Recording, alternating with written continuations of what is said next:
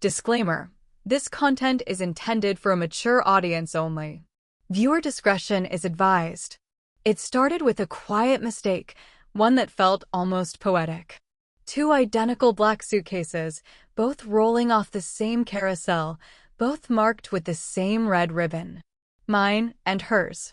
I didn't notice until the hotel lights softened around us, and I opened the bag, expecting my sundress, and instead found a silk shirt that smelled faintly of cologne.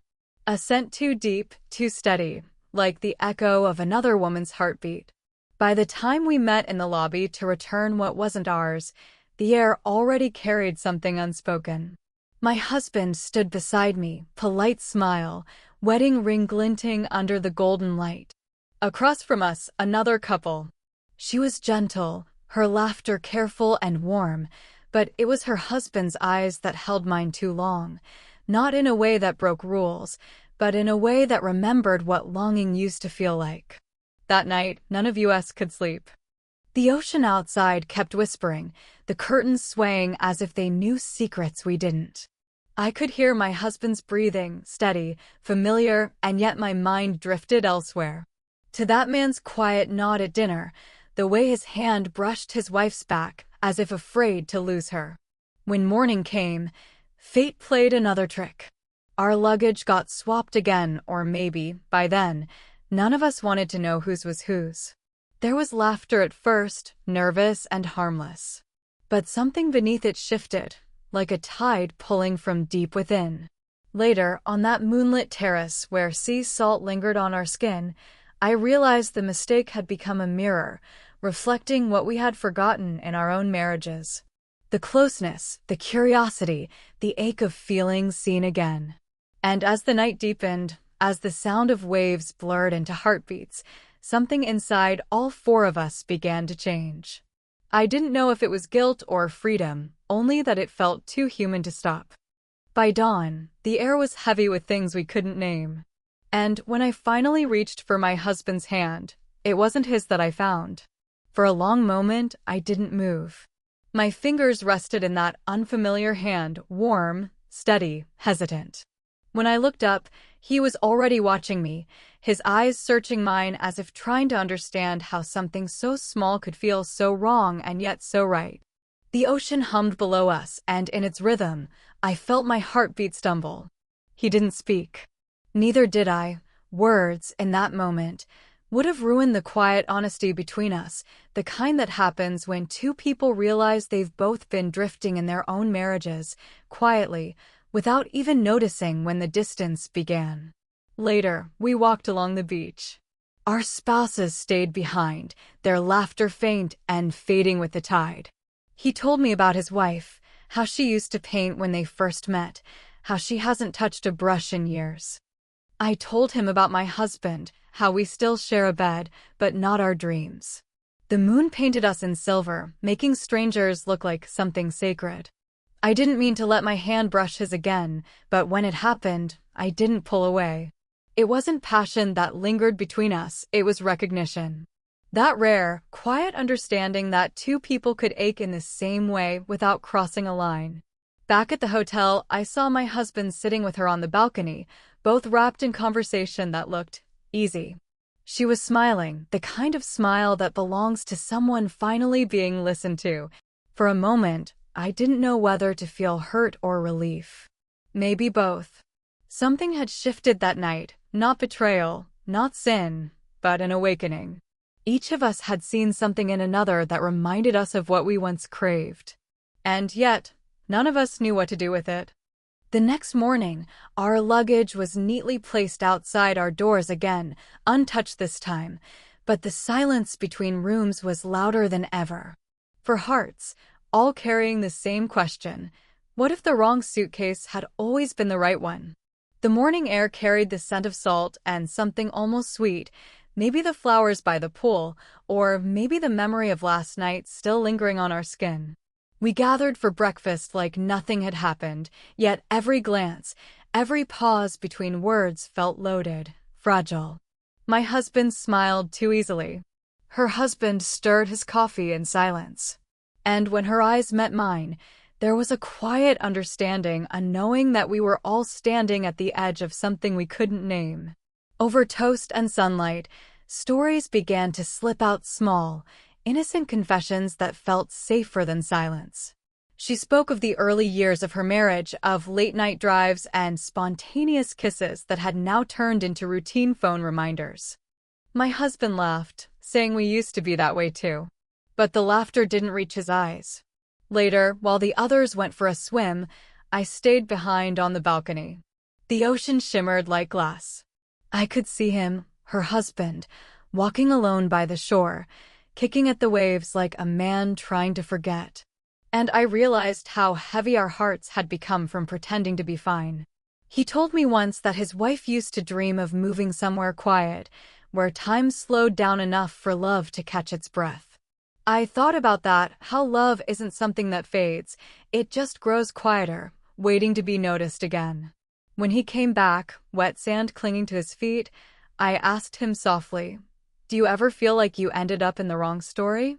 He looked at me for a long time before answering every day. Until last night.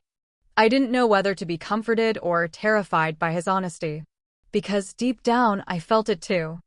That strange pull toward someone who wasn't mine, not out of desire, but out of recognition. The sun dipped lower, the shadows grew longer, and I knew the evening would bring more than just dinner. Something between all four of us was unraveling, slow and beautiful, and the only question left was whether it would destroy us or finally set us free. That night, the sky looked bruised, streaks of violet and gold stretching across the horizon, as if the day itself didn't want to end. Dinner was quieter than usual. The kind of silence that fills every breath with unspoken words. Candles flickered between us, casting trembling shadows across the table, and for a moment, it felt like all four of us were sitting inside the same heartbeat. Her husband sat across from me, his gaze steady but soft. Every time our eyes met, I felt the weight of everything we weren't supposed to feel. My husband poured wine into her glass, their laughter low, private, not romantic, but dangerously familiar. It was strange, watching it all unfold like a mirror of longing. We weren't betraying anyone, and yet, every heartbeat felt like trespassing. When the others went inside, he and I stayed behind, the night wrapping itself around us like a confession. The air was heavy, warm, the ocean whispering close, the sound of it almost human. He leaned against the railing, hands gripping the edge, and said, almost to himself, "Do you ever wonder what would happen if we stopped pretending?" The question hung there, glowing like an ember. I wanted to say no. I wanted to say this was just a fleeting moment, a passing connection that would fade once we left this island. But when I looked at him, really looked, I saw the same exhaustion I carried, years of being loved, but not seen. Held, but not heard. "I think about it," I whispered. "But it scares me." He smiled, a broken kind of smile. "Good. The things that matter usually do." The breeze lifted my hair, brushing it across his arm, and for one impossible second, he didn't move away. Neither did I. The world felt paused, the sound of the sea, the heartbeat in my throat, the memory of my husband's laughter inside. Everything collided quietly inside me, guilt, desire, ache, truth. I stepped back before the moment could become something more. But his eyes followed me, as if they'd already memorized the shape of what we could never be. And somewhere between the ocean and the starlight, I knew this wasn't about falling for someone new. It was about remembering the parts of myself I'd buried long ago. The next morning arrived too quietly, the kind of silence that hums with something waiting to happen. Sunlight poured through the curtains, painting everything gold, but beneath that glow was tension sharp enough to cut through air. My husband was already gone when I woke. A note on the bedside table read, "Went for a walk with her. Don't wait up." For a moment, I just stared at the words, tracing each letter like a wound. It wasn't jealousy that burned inside me, it was the sudden, dizzying realization that he, too, might have been searching for something lost.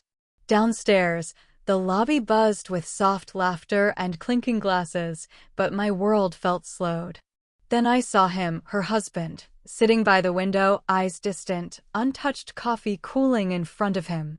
When he noticed me, his expression shifted: surprise, relief, guilt, all at once. "They're together," I said softly, though he already knew. He nodded, gaze flicking toward the sea. "Maybe that's what they needed," he murmured. "Or maybe it's what we did." We decided to find them, though neither of us said why. The walk was long and quiet, our footsteps sinking into the warm sand. The wind carried the scent of salt and something almost sweet, like truth about to surface. When we finally saw them, they were sitting close under a palm tree, heads bent toward each other, smiling like two people remembering how to breathe. It wasn't betrayal, it was rediscovery. A part of me wanted to look away, but I couldn't. Because in that moment, something inside me unraveled, the illusion that love was ownership, that connection was limited to one person. He stepped closer to me, voice low. Maybe this is how it was always supposed to be, all of us reminding each other what love should still feel like. I turned to him, unsure whether to cry or smile. "And what if we break it instead?" He looked at me for a long moment before answering. "Then at least we'd finally know what we were holding on to." The sea roared louder then, as if urging us forward, toward something neither of us fully understood, but both were powerless to resist. The sky was deep amber when it happened, the kind of sunset that feels like it's holding its breath. The four of us stood together by the shoreline, the tide inching closer, as if the sea itself wanted to listen. No one spoke at first. The weight of the past days hung between us, fragile and electric. My husband looked at me, eyes softer than they'd been in years. "I didn't mean for it to get this far," he said, voice breaking slightly. "But being with her reminded me of who I used to be." Who we used to be. His words didn't hurt, they healed something instead. Because I understood. I had felt it too, that quiet awakening, that reminder that love isn't lost overnight, it simply forgets how to speak. Her husband stepped closer, his voice low but steady. "Maybe this isn't about us breaking something," he said. "Maybe it's about remembering what needs mending." The air trembled with truth. And for the first time, none of us looked away. There were no accusations, no blame, just four people standing in the honest wreckage of love, realizing that connection can exist without betrayal, that wanting more doesn't always mean losing what you have. Then came the twist I never saw coming. She reached for my hand, not out of guilt, but gratitude. "I think we all borrowed something from each other," she said softly. "And maybe that's okay. Maybe that's what this was for." The tide touched our feet, cool and forgiving. My husband reached for me, his fingers trembling. I hesitated, not because I didn't love him, but because I finally did again, in a different way. We had both wandered, but not to escape, to remember. When I looked at the other couple, they smiled, not with possession, but with peace. It wasn't a clean ending, but it was real.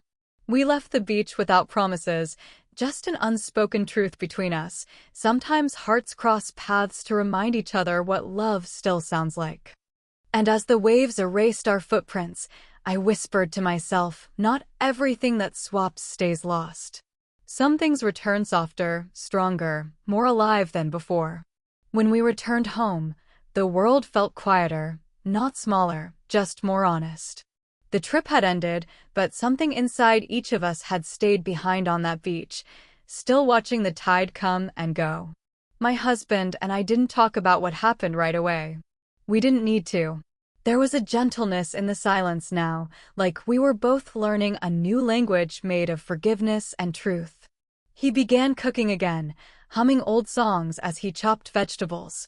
I found myself smiling at the sound, something I hadn't done in years. Sometimes I still thought of them, the other couple.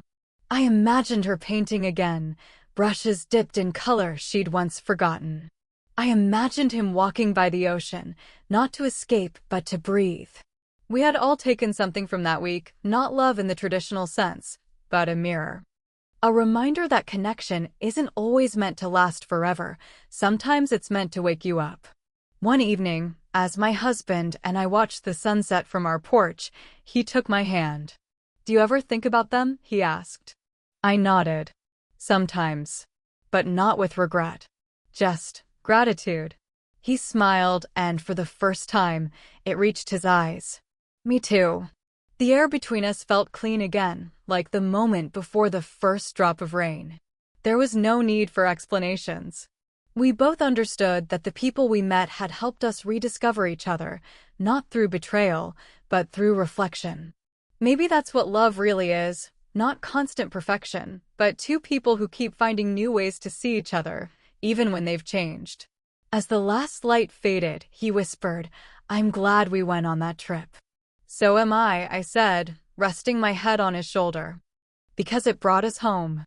And in that quiet, golden hour, I realized sometimes losing your way together is the only way to find your way back. Some stories don't end in goodbye, they end in understanding.